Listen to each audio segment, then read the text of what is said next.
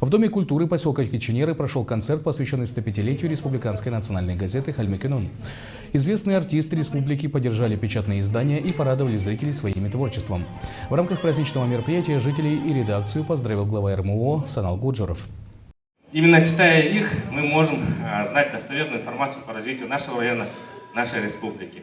И, конечно же, хочется поблагодарить всех, кто к этому причастен, потому что они делают очень большую работу. А кто сейчас в интернете будет проводить работу, именно поднимая историю, как все это создавалось, о наших аксакалах, о наших старейшинах. Многие знают, что в каждом поселке есть та история, которую знают не все, а именно узкий круг. Они могут преподнести и донести эту информацию так, чтобы нам это было легко донести, легко читаемо и, самое главное, легко усваиваемо.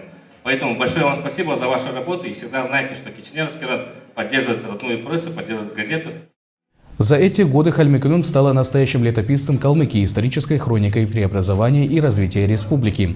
Листая пожелтевшие от времени страницы первого после депортации номера от 14 апреля 1957 года, можно восстановить картину того времени. Чем жил калмыцкий народ, о чем мечтал, как тяжело пережил послевоенную разруху и репрессии. В приоритете советских изданий всегда были люди – труженики, учителя, сельчане, строители. Причем весь текст был исключительно на калмыцком языке.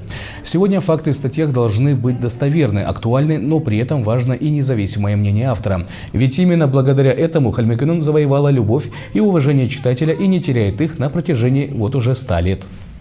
Хочу сказать, что вот Киченеровский район, он очень близко связан с нашей газетой, очень близко, потому что Номто Чиров, человек, который создал ее 105 лет назад, он последнее пристанище нашел здесь, он жил здесь. Сюда приезжали Дорджим Басын, Кёгельтин Дава, чтобы просто его увидеть, потому что это была легенда калмыцкого народа, потому что он человек, который оставил для мирового наследия калмыцкий героический эпос «Джангар», который он записал еще будучи студентом 4-го курса.